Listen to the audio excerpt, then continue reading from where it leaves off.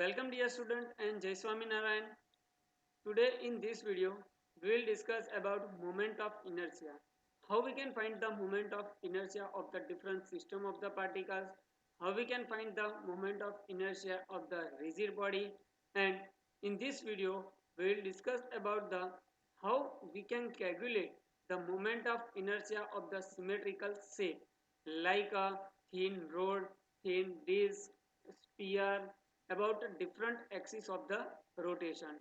Also in this video we will discuss about a radius of gyration, right? So dear student, in this video we will discuss about a moment of inertia and the radius of gyration and how we can calculate the moment of inertia and the radius of gyration. So dear student, let us start with the moment of inertia and the radius of gyration.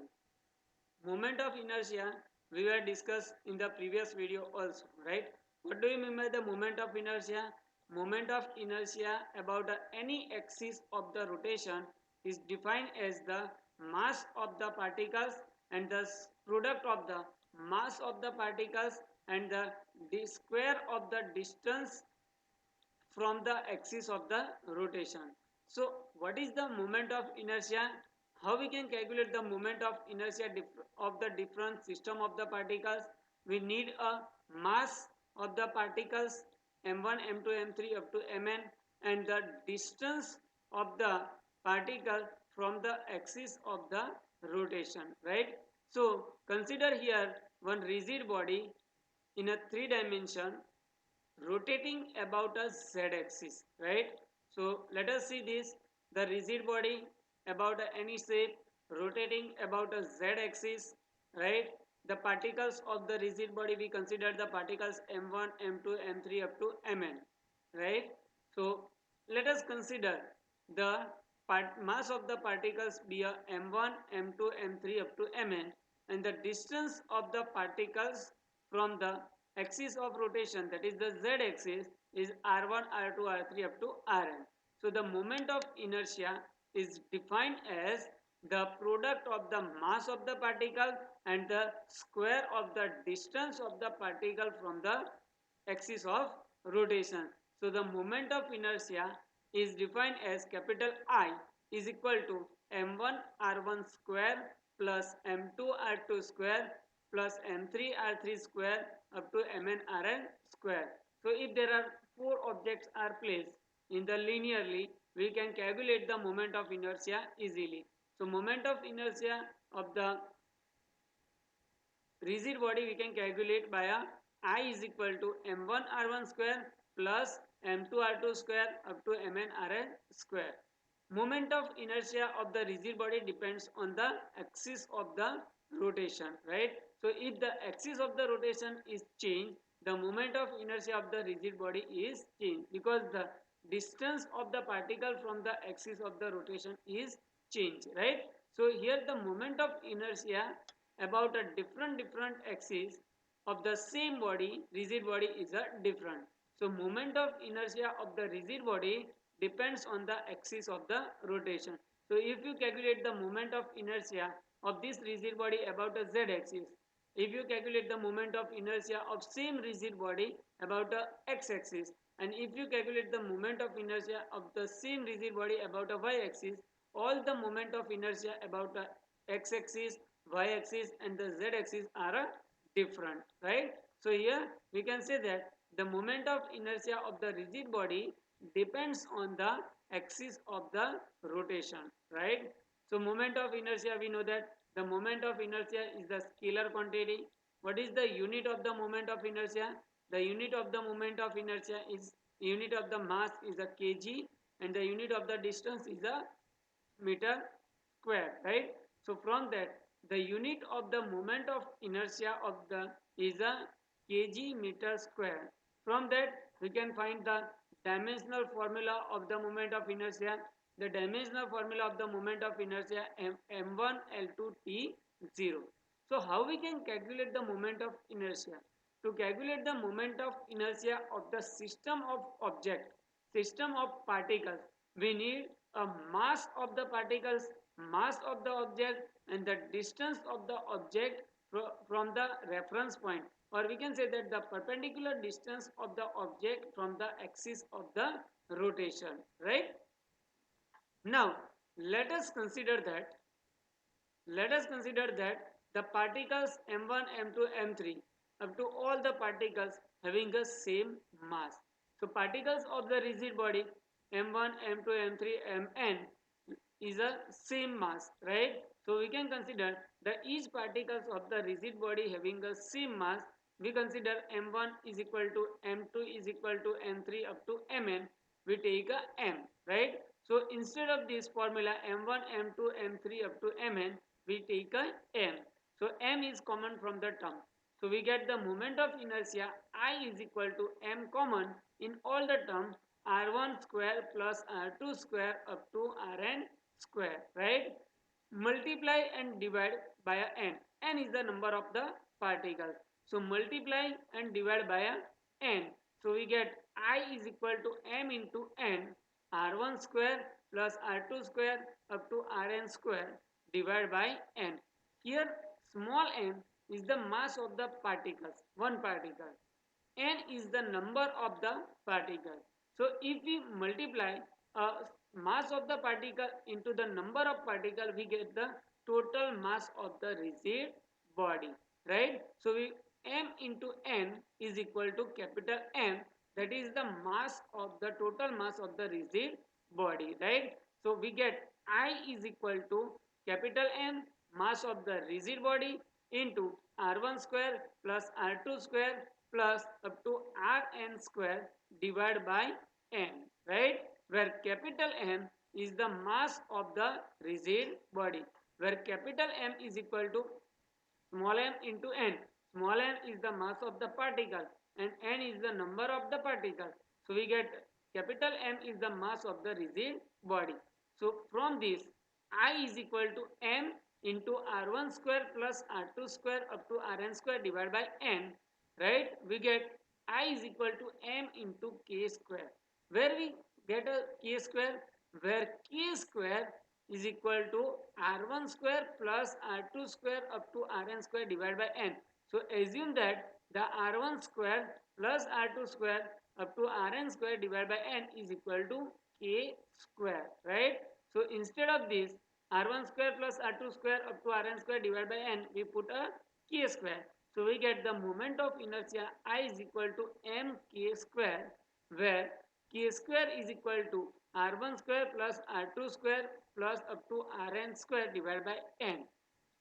So from that k is equal to under root of r1 square plus r2 square plus up to rn square divided by n. So this k is called the radius of gyration. The root mean square distance of the particle from the axis of rotation is called the radius of gyration.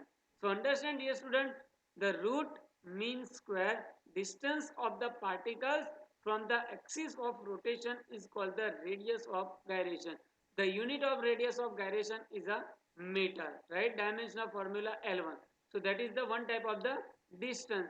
The root mean square, we take all the perpendicular distance from the axis of rotation, squaring all the distances and taking a mean, that is the root mean square distance of the particles from the axis of rotation is called the radius of gyration. So here in the moment of inertia is the product of mass of the rigid body and the square of the radius of gyration of rigid body. So how we can calculate the moment of inertia and the radius of gyration, we will see later on, right? But understand what do you mean by the radius of gyration and the moment of inertia. Moment of inertia of the rigid body is the product of the mass of the rigid body and the square of the radius of gyration of rigid body. What do you mean by the radius of gyration? The root mean square distances of the particles from the axis of rotation is called the radius of gyration. So understand up till now this. So here dear student, radius of gyration and the moment of inertia, both depends on the axis of the rotation. For the different axis of the rotation, the moment of inertia and the radius of gyration is a different. So before that, how we can calculate the moment of inertia of the different rigid body, we will discuss the two important theory regarding the moment of inertia, and this will help us to calculate the moment of inertia about the different axes, right? So we will discuss here the two important theory, that is the parallel axis theorem and the perpendicular axis theorem, right? So explain the theorems of the moment of inertia. These two theorem regarding the moment of inertia is the important to calculate the moment of inertia about the different axis of the rotation, right? So first one is the parallel axis theorem, right? So dear student, here before calculating the moment of inertia, we need to understand these two theorem. It will help us to calculate the moment of inertia about the different axis, right? So let us see the first theorem. First theorem regarding the moment of inertia is the parallel axis theorem. Now what is the parallel axis theorem? For that, consider a rigid body as shown in the figure of any shape, right? Consider a rigid body of as shown in the figure, and the center of mass of the rigid body is this, right?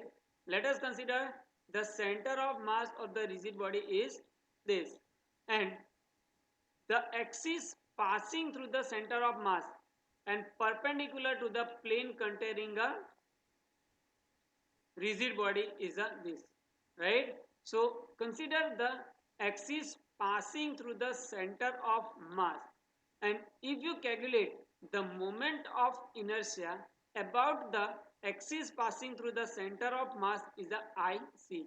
So let us consider that this one is the moment of inertia about the axis passing through the center of mass is the IC, right?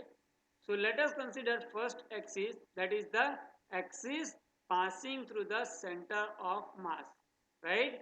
So consider the rigid body as shown in this figure. Okay. Consider the center of mass of the rigid body and consider the axis passing through the center of mass, right? So here the moment of inertia, if you calculate the moment of inertia about the axis passing through the center of mass, that is the IC. So IC is the moment of inertia about the axis passing through the center of mass, right? Now parallel axis theorem, that means consider the any axis which is parallel to the axis passing through the center of mass, which is parallel to the axis passing through the center of mass and at a distance d, at a distance d, and calculate the moment of inertia about the any other axis which is parallel to the axis passing through the center of mass, and this moment of inertia is the I, right? So here I is the moment of inertia about any axis passing through the center of mass, sorry, moment of inertia about any axis which is parallel to the axis passing through the center of mass, that is the I at a distance d. So here two moment of inertia about the two parallel axes. One axis is the axis passing through the center of mass and second axis is the any axis which is parallel to the axis passing through the center of mass, right? So here two moment of inertia we related with each other. The moment of inertia about any axis passing through the center of mass I is equal to the sum of the moment of inertia about the axis passing through the center of mass and product of the total mass of the rigid body and the square of the distance between them. So we get the relation I is equal to IC plus MD square, right? Understand? So this statement is called the parallel axis theorem. What is the parallel axis theorem? Moment of inertia about any axis which is parallel to the axis passing through the center of mass is equal to the sum of the moment of inertia about the axis passing through the center of mass and product of the mass of the rigid body and square of the distance between the two parallel axes. So this statement is known as the parallel axis theorem. Understand or not? So what is the parallel axis theorem? Parallel axis theorem, equation of the parallel axis theorem is this: I is equal to IC plus MD square. And what is the statement of the parallel axis theorem? Moment of inertia about any axis which parallel to the axis passing through the center of mass is equal to the sum of the moment of inertia about a axis passing through the center of mass and to product of mass of the rigid body and the square of the distance between two parallel axes. So this equation, write this equation in the form of the word, that is the parallel axis theorem, right? Understand or not? If we consider the rigid body and axis passing through the center of mass, moment of inertia about the axis passing through the center of mass is a IC. Moment of inertia about any axis which is parallel to the center of mass at a distance d is a I. So the moment of inertia about any axis which is parallel to the axis passing through the center of mass is a sum of the moment of inertia about the axis passing through the center of mass and product of total mass of the rigid body and the distance between square of the distance between two parallel axes, right? So second theorem is a perpendicular axis theorem. Perpendicular axis theorem. So dear student, we have a three perpendicular axis: x-axis, y-axis and z-axis. And consider the any rigid body is rotating about any axis. If we consider the x-axis, if we consider the y-axis and if we consider the z-axis. So consider a rigid body in this three dimension about the x-axis, y-axis and z-axis. And if you calculate the moment of inertia about a x-axis, moment of inertia about a y-axis and moment of inertia about a z-axis, all the moment of inertia is a different, right? So here if we calculate the moment of inertia about a x-axis is a ix, moment of inertia about a y-axis is a iy and moment of inertia about a z-axis is a iz.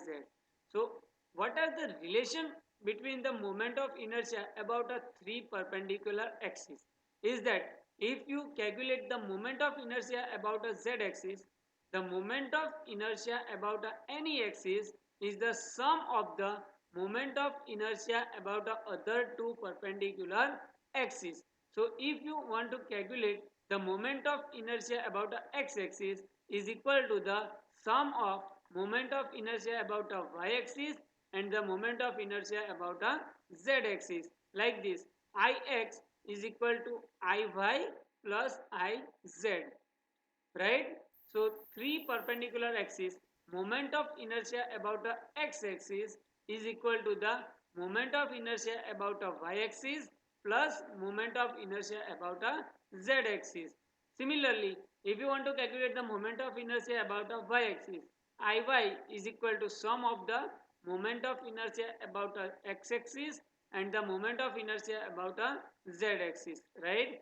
Similarly, moment of inertia about a z-axis, iz is equal to moment of inertia about a x-axis plus moment of inertia about a y-axis. So we can take any combination of the three perpendicular axes, right? So perpendicular axis theorem states that moment of inertia about any axis is the sum of the moment of inertia about any other two perpendicular axis. So this statement is the perpendicular axis theorem. Moment of inertia about any axis is a sum of moment of inertia about the other two perpendicular axes.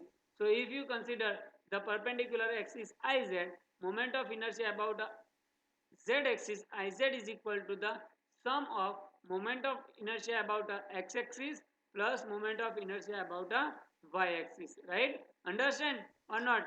What is the statement of the perpendicular theorem? Moment of inertia about any axis is the sum of moment of inertia about the other two perpendicular axes. So understand, dear student, both the theorem, parallel axis theorem, you need to remember this equation. I is equal to IC plus md square, where I is the moment of inertia about any axis which is parallel to the moment of inertia, parallel to the axis passing through the center of mass, right? IC is the moment of inertia about a axis passing through the center of mass, m is the mass of the rigid body, and d is the distance between two parallel axes, right? Perpendicular axis theorem, moment of inertia about any axis is the sum of the moment of inertia about the other two perpendicular axes, right? Understand, dear student, both the theorem of moment of inertia. This theorem of the moment of inertia is most important for calculating the moment of inertia of the rigid body of the symmetrical shape about a different axis of the rotation. So now, dear student, we will discuss about how we can calculate the moment of inertia of the different rigid body about the different axis of the rotation. So in that, first we will start how we can calculate the moment of inertia of thin rod about the axis passing through its center. First, obtain the moment of inertia and radius of gyration of a thin rod about the axis passing through its center. The rod having a uniformly mass distribution over the entire length, right? So here, consider a thin rod of a length L. Consider a thin rod of a length L and the mass M placed such that the center of the rod is at the origin and the axis of the rod is on the x-axis, right? So first of all, to calculate the moment of inertia of the thin rod about the axis passing through its center and perpendicular to the axis of the rod, right? So for that, we consider the thin rod of a length L and the mass M is uniformly distributed over an entire length. Thin rod is placed such that the center of the rod is at the origin and the axis is on the x-axis. So axis of the rod is on the x-axis. So consider this type of the rod. How we can calculate the moment of inertia? So moment of inertia of this thin rod is calculated by considering a small segment. So consider a small segment dx at a distance x from the origin or at a distance x from the axis of the rotation, right? So here we need to find the moment of inertia about the axis passing through its center, right? Axis passing through its center and perpendicular to the plane, right? So for that, consider a small segment dx at a distance x from the axis passing through the center. So dear student, to calculate the moment of inertia, we require two things. First, mass of the small segment and the distance from the axis. Here both the thing is given to you. Here the distance from the axis of the small segment is a x. So we need to calculate the mass of this small segment, right? So how we can calculate the mass of the small segment? So for the mass of the small segment, here the mass of the total mass of the rod, thin rod, is a capital M. So first we calculate the linear mass density. The linear mass density of the rod is the total mass divided by length. So capital M divided by L, right? So mass of the small segment dm is equal to linear mass density lambda into dx. Lambda is equal to m divided by L. So here in the, if the length of the rod is a capital L, mass is m. If the length of the rod is dx, we consider a small segment having a length dx, the mass is m by L into dx. Now moment of inertia of the small segment. The moment of inertia of the small segment di is equal to mass into distance square. So here the mass dm, that is the m divided by l into dx. Distance from the axis we take x, right? So x square. So moment of inertia of small segment di is equal to m divided by l into dx, that is the mass of the small segment, into x square, distance square. Now the moment of inertia of the thin rod about the axis passing through its center is calculated by taking the integration. So integration of di, that is the moment of inertia I, is integration of di. Now limit of the integration, how we can take the limit? So here the small segment is continuously distributed over the entire length from minus L by 2 to L by 2. If you want to calculate the moment of inertia about the axis passing through its end, so the limit will be changed from 0 to L, right? So here we want to find the moment of inertia about the axis passing through its center, and the small segment is continuously distributed over the entire length of the thin rod from minus L by 2 to the L by 2. So we take the limit of integration is minus L by 2 to L by 2, right? So here we take the limit of integration is minus L by 2 into integration of minus L by 2 di. Di we place m by L dx into x square, right? So I is equal to integration of minus L by 2 m by L into x square dx. Here m is the mass of the thin rod and L is the length of the thin rod. So m by L is constant. So we take out of the integration. So we get the I is equal to m by L integration minus L by 2 to L by 2 x square into dx. So how you perform the integration of x square by x square dx? So for the integration, see the 6th video of the chapter number 0. There is a formula of the integration. Integration of x raised to n dx is equal to x raised to n plus 1 divided by n plus 1. So here the integration of x square dx is a x raised to 2 plus 1, that is the x cube divided by 3. So integration of x square dx is a x cube by 3. So I is equal to m by L x cube by 3. Limit of integration is minus L by 2 to the L by 2. So first we put a upper limit, then we put a lower limit, and between the upper limit and lower limit minus is there. So here we take a m by 3L common, right? Instead of this x, put a upper limit L by 2 whole cube minus L by 2 whole cube, right? So L cube by 8 minus we take plus and L cube by 8. So we get the moment of inertia I is equal to m by 3L into 2L cube by 8. So if you evaluate this, the moment of inertia of thin rod about the axis passing through its center is equal to ml square by 12, right? Where m is the mass of the thin rod, L is the length of the thin rod, right? So the moment of inertia about the axis passing through its center is ml square by 12. Now compare this equation by I is equal to mk square. We get the radius of gyration. So here I is equal to mk square. If we compare this, we get a k square is equal to L square by 12. So from that, the radius of gyration k is equal to L by under root 12, or we can say that the L by under root 12, or we take a 4 common from the root, we get a L by 2 root 3, right? Sorry. So dear student, understand how we can calculate the moment of inertia by taking moment of inertia of the thin rod with the help of the limit of integration, right?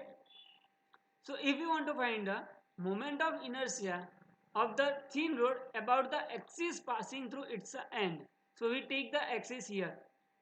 So here if we want to find the moment of inertia of the thin rod about axis passing through its one of end, we take a axis here, right? So only the limit of integration be changed, right? So we take the limit of integration is from 0 to L, because the small segment is continuously distributed over the entire length 0 to L. So in that, limit of integration change from 0 to L. All other things are same as in the previous case, right? Or we can calculate the moment of inertia of thin rod with the parallel axis theorem. So let us see how we can calculate the moment of inertia of thin rod about the axis passing through its one-off end using a parallel axis theorem. So in the previous case, we were find the moment of inertia of the thin rod about the axis passing through its center of mass, right? Axis passing through its center. Now, if we want to calculate the moment of inertia of the thin rod about the axis passing through one of its end. So here we take the axis passing through one of its end is a y dash, right? And if you want to calculate by with the method of the limit of integration, we take a limit 0 to L in the previous theory, right? But if we use the parallel axis theorem, how we use the parallel axis theorem? The moment of inertia about any axis which is parallel to the axis passing through the center is the sum of the moment of inertia about the axis passing through the center plus and the product of mass of the rigid body and the distance between two parallel axes, square of the distance between two parallel axes.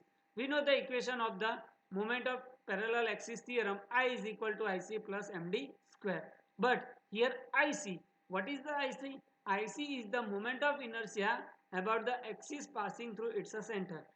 This we know that the moment of inertia of thin rod about the axis passing through its center, IC is equal to ml square by 12, right? We were calculated in the previous theory. Now, according to the parallel axis theorem, the moment of inertia about the axis passing through its one of its end, like this axis. So these two axes are parallel to each other with a distance d is equal to L by 2. So according to the parallel axis theorem, I is equal to IC plus MD square. IC we take a ML square by 12 plus M, distance between two axes is a L by 2. So L square by 4. So if you take the LCM and calculate this, we get I is equal to ML square by 3, right? So moment of inertia about the axis passing through one of its end is a ml square by 3. If we compare with I is equal to mk square, we get radius of gyration k is equal to L by root 3, right? So dear student, understand both the theory. Moment of inertia about the axis passing through its center and the moment of inertia about the axis passing through its one of its end, right? So from that we can say that the moment of inertia is depends on the axis of the rotation. For the different axes, the moment of inertia is a different. So now dear student, with the same way, with the limit of the integration, we can calculate the moment of inertia of the some regular shape rigid body. But only these two theories we need to prove that, other we take the moment of inertia. So let us see the moment of inertia of the some regular shape rigid body with the specific axis, right? So the moment of inertia, first one is the moment of inertia of the thin circular ring of a radius r about the axis passing through its center and perpendicular to the plane. So suppose we considering a thin ring of a radius r, and if we want to find the moment of inertia about the axis passing through its center and perpendicular to the plane, it is a I is equal to mr square. And if you compare with the mk square, the radius of gyration k is equal to r, right?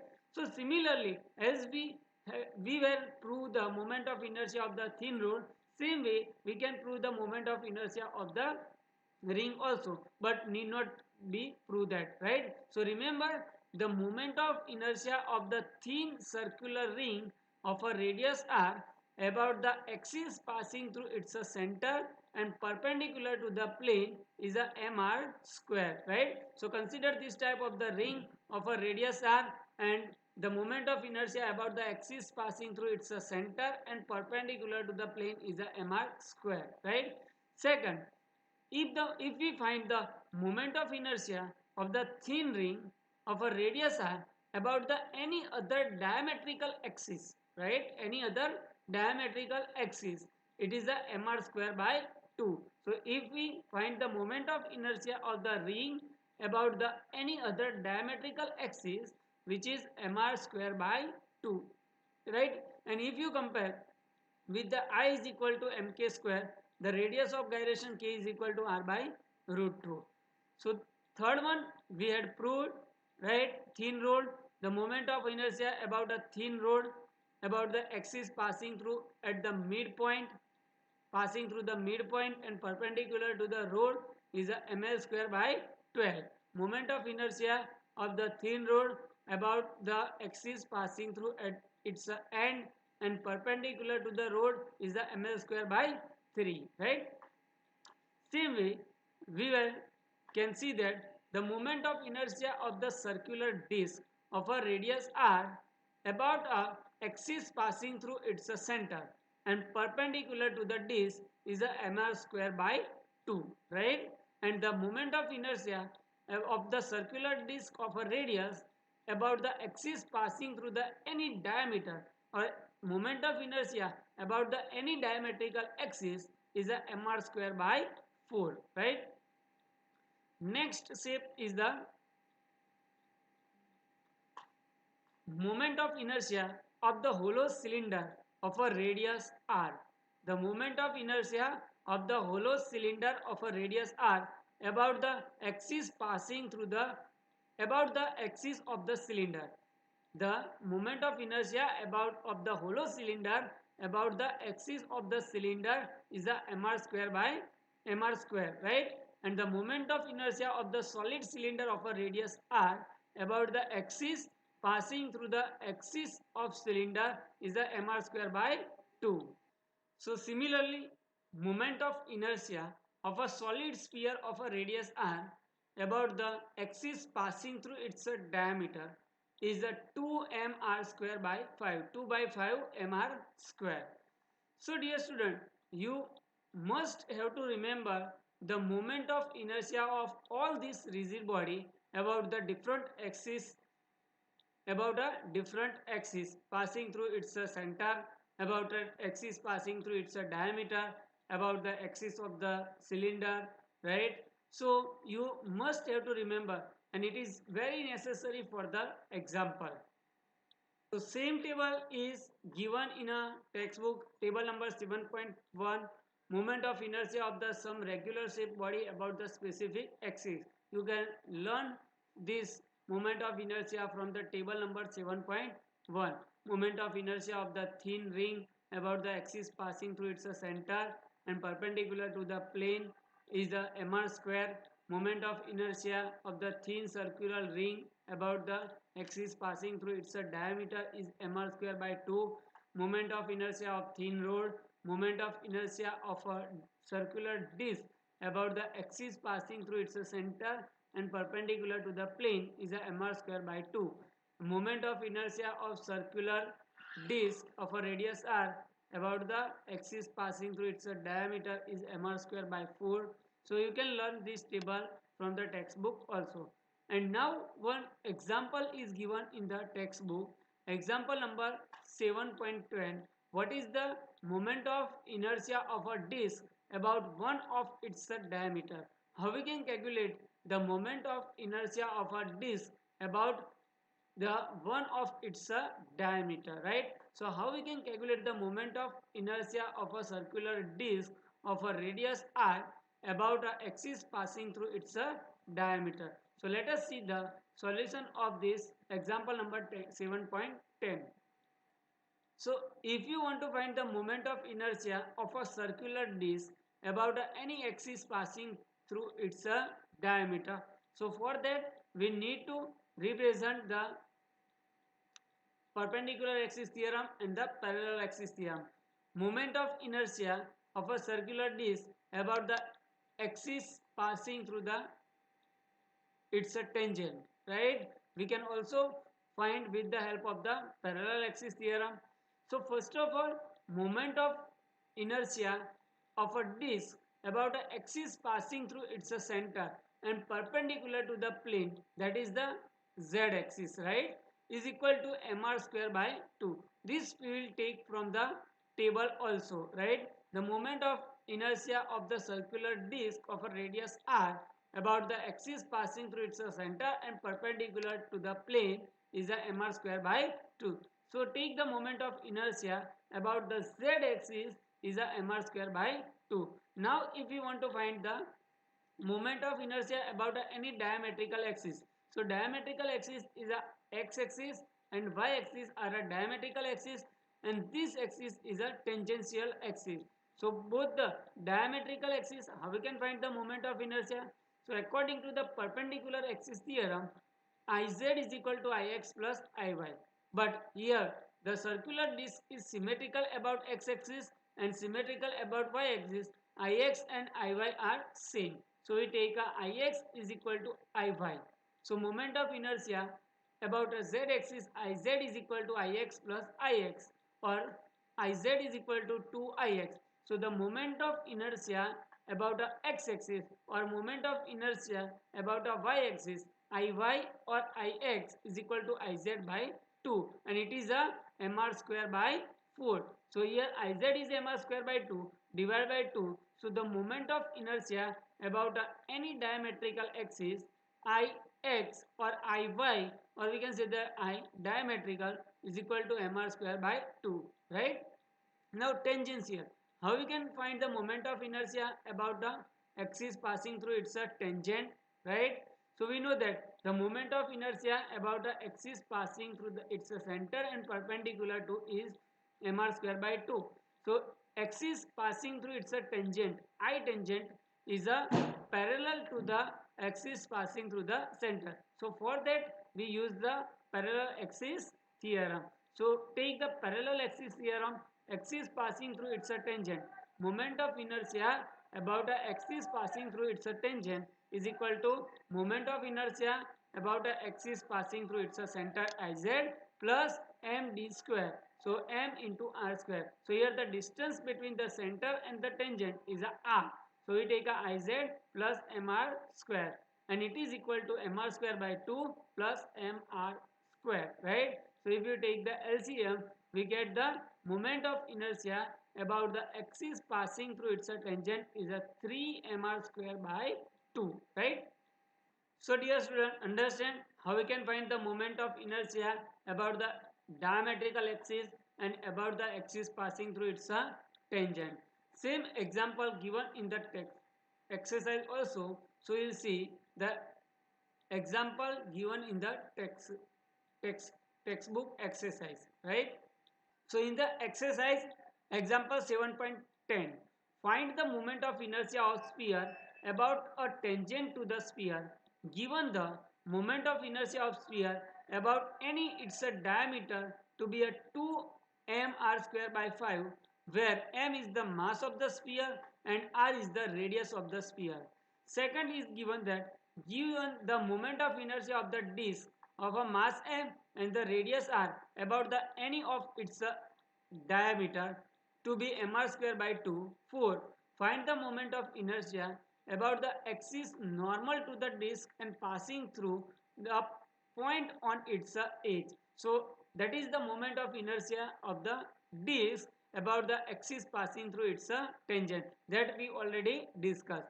So let us see the answer of this example number 7.10. So in the exercise example 7.10, the moment of inertia of the solid sphere about the axis passing through its diameter is given to you 2 by 5 mr square, and we need to find the moment of inertia of the solid sphere about the axis passing through its edge, that is the its tangent, right. So according to the parallel axis theorem, right, here the distance between these two axes, we take a radius of the sphere r. So according to the parallel axis theorem, moment of inertia about the axis passing through its edge or a tangent is equal to I diameter plus mr square. So you can easily calculate I diameter, moment of inertia about the axis passing through diameter is 2 by 5 mr square plus mr square. So the moment of inertia about the axis, moment of inertia of solid sphere about the axis passing through its edge, that is the tangent, I is equal to 7 by 5 mr square. And in the second part, the moment of inertia of a circular disc about the axis passing through its diameter is given to mr square by 4. And we need to find the moment of inertia of the disc about the axis passing through its center and normal to the disc, right? So that is the here axis is a iy. So according to the perpendicular axis theorem, iy is equal to ix plus iz. So here the ix and iz are same, so mr square by 4 plus mr square by 4, it is a 2 mr square by 4. So the moment of inertia of a circular disc about the axis passing through its center and normal to the disc iy is equal to mr square by 2, right? And tangential, how we can find the tangential? The moment of inertia of the circular disc above a tangent, we already discussed in the previous example. I tangent is equal to ic plus mr square. Ic we take a mr square by 2 plus mr square, we get the I tangent is equal to 3 by 2 mr square. So dear student, understand how we can calculate the moment of inertia of the different solid symmetrical objects, right? I hope you understand moment of inertia and how you can calculate the moment of inertia